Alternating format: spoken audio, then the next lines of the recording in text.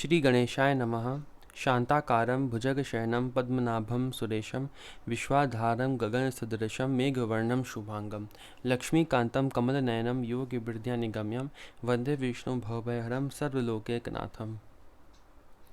प्रहलाद नारद पराशर पुंडरीक व्यासाम्बरीश शुकशौनक भीष्म दाल्यभ्यान रुक्मांगदार्जुन वशिष्ठ विभीषण आदीन पुण्यान ईमान परम भागवतान स्मरामि। शुरू करते हैं भक्तमाल का मूल छप्पे पढ़ेंगे हम 24 अवतार का वाला। यह है 5वां छप्पे। जय जय मीन वराह कमट नरहरि बलि बावन परशुराम रघुवीर कृष्ण कीरति जग पावन।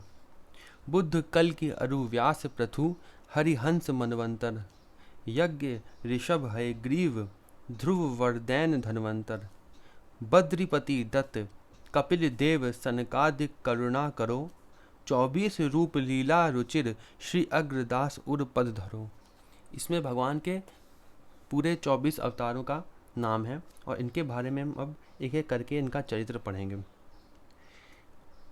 भावार्थ पढ़ते हैं इसका। मंगलमय मीन बराह कच्छप नरसिंह तथा वामन आदि 24 भगवान के अवतारों की जय हो, इनका मंगल हो, हम इन्हें नमस्कार करते हैं। परशुराम श्री रघुवीर श्री राम एवं श्री कृष्ण आदि सभी अवतारों की पवित्र कीर्ति संसार को पवित्र करने वाली है।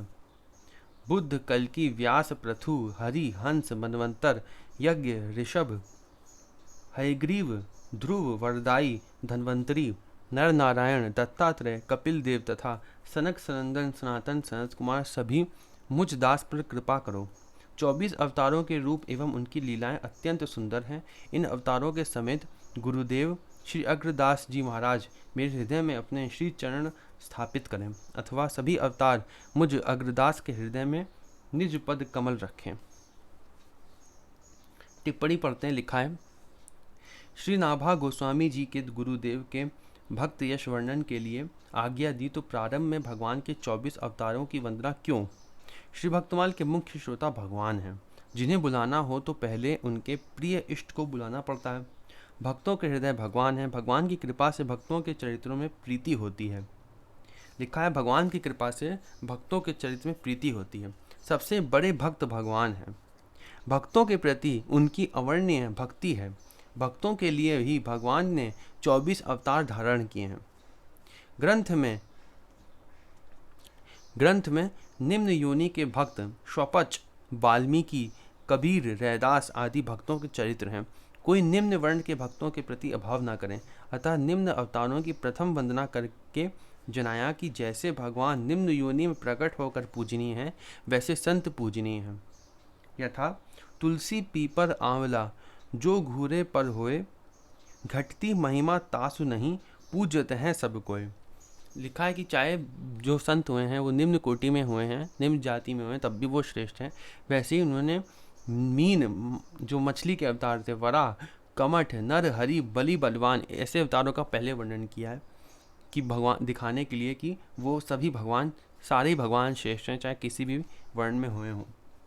शुरू करेंगे हम मीन से। सबसे पहले मीन अवतार भगवान के बारे में यहाँ पे कुछ वर्णन है। मत्स्य अवतार सतयुग में आषाढ़ शुक्ल एकादशी को प्रातःकाल हुआ। पिछले कल्पांत में ब्रह्मा जी के सो जाने पर उनके मुख से निकले वेदों को हयग्रीव दानव चुरा लिया। राजा सत्यव्रत के कृतमाला नदी में तर्पण करते समय मत्स्य भगवान अंजलि में आ गए। राजा को विशाल रूप दिखाया। प्रलयकालीन समुद्र में सप्त ऋषियों समेत नौका में बैठे राजा को उपदेश दिया। तत्पश्चात हयग्रीव को मारकर चारों वेद ब्रह्मा को दे दिए। सत्यव्रत ही वर्तमान महाकल्प में व्यवस्थित मनु हुए। वराह अवतार का पढ़ते हैं। लिखा है, वराह अवतार सतयुग में भाद्र शुक्ल पंचमी को मध्याह्न काल में हरिद्वार में हुआ। प्रलय के जल में, मैंने यहाँ जल को अनंत लिखा है क्योंकि ऐसा वर्णन शास्त्र में होता है। अभी इसको जल ही पढ़ते हैं। प्रलय के जल में डूबी हुई पृथ्वी का उद्धार करने के लिए ब्रह्मा की नासिका से वराह भगवान ने अवतार धारण कर आदित्य दैत्य हिरण्याक्ष का वध किया। कमठ सतयुग में अश्विन कृष्ण तृतीया को कच्छप अवतार धारण किया। अमृत प्राप्ति के लिए देव दानवों के क्षीर सागर मंथन करते समय मंदराचल पर्वत को पीठ पर धारण किया। नरहरि कौन सा है भगवान का अवतार है? नरसिंह भगवान का अवतार है। उसमें उसके बारे में लिखा है, सतयुग में भक्त प्रहलाद की रक्षा के लिए वैशाख शुक्ल चतुर्दशी को भगवान ने नरसिंह रूप धारण हिरण्यकशिपु का वध किया धारण करके। वामन अवतार का लिखा है, सतयुग में भाद्र शुक्ल द्वादशी को माता अदिति के गर्भ से वामन रूप धारण कर भगवान ने छल पूर्वक बलि राजा से त्रैलोक्य की संपत्ति मांगकर देवताओं को प्रदान किया। परशुराम जमदग्नि ऋषि की पत्नी रेणुका के गर्भ से वैशाख शुक्ल तृतीया को प्रकट होकर भगवान ने ब्राह्मण द्रोही क्षत्रियों को मारकर 21 बार पृथ्वी ब्राह्मणों को दी। रघुवीर त्रेता युग में चैत्र शुक्ल नवमी को श्री अयोध्या में राजा दशरथ की रानी कौशल्या के गर्भ से प्रकट होकर भगवान ने रावण आदि का वध किया। कृष्ण द्वापर में भाद्र कृष्ण अष्टमी को वसुदेव की पत्नी देवकी के गर्भ से प्रकट होकर नंद यशोदा को बाल सुख प्रदान कर भगवान श्री कृष्ण ने कंस आदि का वध किया। बुद्ध देवद्रोही दैत्यों को तमोगुणी यज्ञ करते देखकर उन्हें मोहित करने के लिए द्वापर युग के अंत में गया बिहार में भगवान ने राजा शुद्धोदन की पत्नी माया से बुद्ध ने अवतार लिया। गौतम गोत्र होने से गौतम बुद्ध भी नाम था। अहिंसा परमो धर्म बौद्ध धर्म को चलाया। दैत्यों को मोहित करने के लिए वेद का भी खंडन किया। देश विदेश में अब तक बौद्ध धर्म का विस्तार है। कल्कि घोर कलयुग आने पर जिला मुरादाबाद के संभल ग्राम में विष्णु यश नामक ब्राह्मण के घर भगवान कल्कि का अवतार होगा। आप दुष्टों का संहार कर भक्तों की रक्षा करेंगे, फिर सतयुग का आरंभ हो जाएगा। व्यास द्वापर युग में पराशर ऋषि के द्वारा सत्यवती के गर्भ से व्यास भगवान ने जन्म लिया। लोगों की धारणा शक्ति कम देखकर वेद के विभाग किए। पुराणों महाभारत में वेद का रहस्य लिखकर वेद ज्ञान सबको सुलभ किया, अतः वेद व्यास नाम हुआ। पृथु कुमारगामी वेन ऋषियों के हुंकार से भस्म होकर नरक में गिरने लगा। तब ऋषियों ने प्रार्थना करके वेन के शव का मंथन किया, उसी से भगवान पृथु प्रकट हुए। आपने पृथ्वी को गाय बनाकर दोहन किया, उससे सभी पदार्थ प्रकट हुए। अनंत यज्ञों को करके पिता को सद्गति देकर पुत्र नरक से त्राता शब्द को चरितार्थ किया। हरि त्रिकूटाचल पर्वत पर जब ग्रह ने गज को पकड़ा, तब उसकी आर्तवाणी सुनकर हरि भगवान प्रकट हुए। इन्होंने ग्रह को मारकर गजयंत्र की रक्षा की तथा लोगों के बड़े बड़े संकट हरण करके हरि यह नाम चरितार्थ किया। हंस ब्रह्मा से सनकादिकों ने प्रश्न किया कि गुणों में मन रमा है तथा मन में गुण स्थित है, इन्हें कैसे अलग किया जाए। ब्रह्मा उत्तर न दे सके, तब भगवान को स्मरण किया।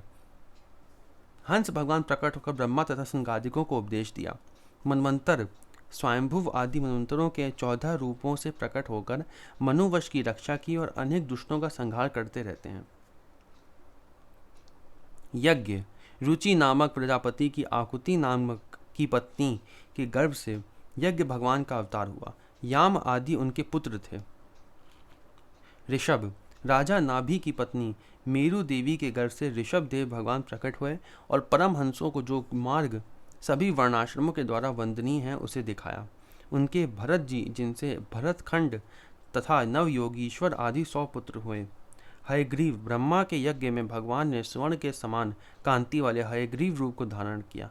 उन्हीं की नासिका से श्वास के रूप में वेदवाणी प्रकट हुई, लुप्त हुए वेद के ज्ञान को प्रकट किया। ध्रुव वर्देन एक पैर से खड़े होकर तप करने वाले ध्रुव को शंख चक्र गदा पद्मधारी चतुर्भुज रूप से दर्शन देने के लिए प्रकट हुए। ध्रुव को ध्रुव पद देकर कृतार्थ किया। श्रीमद् भागवत महापुराण के अनुसार 24 अवतारों में नारद जी की भी गणना होनी चाहिए। नारद जी ने ध्रुव को उपदेश देकर सफल होने का वरदान दिया था, अतः ध्रुव वरदेन से श्री नारद जी को भी ग्रहण कर लेना चाहिए। नारद जी ने सात्वत तंत्र नारद पांचरात का उपदेश दिया, जिसमें कर्मों के बंधन से कर्म द्वारा मुक्ति पाने का उपाय वर्णित है। धन्वंतरी क्षीर सागर मंथन होने पर आप अमृत कलश लेकर प्रकट हुए। दैत्यों द्वारा छीने गए यज्ञों के भाग तथा अमृत देवताओं को आपकी कृपा से मिला। आपने संसार को आयुर्वेद विद्या देकर अनंत रोगों से मुक्ति दिया किया।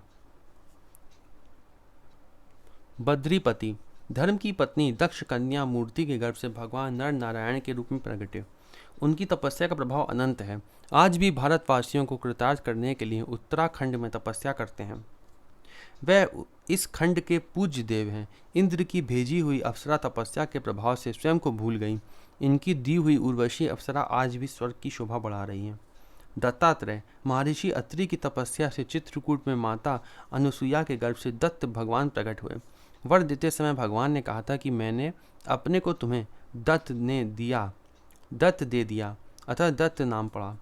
दत्त भगवान के चरणों की सेवा करके राजा यदु तथा सहस्रार्जुन आदि ने योग भोग तथा मोक्ष की भी सिद्धियां प्राप्त की थीं।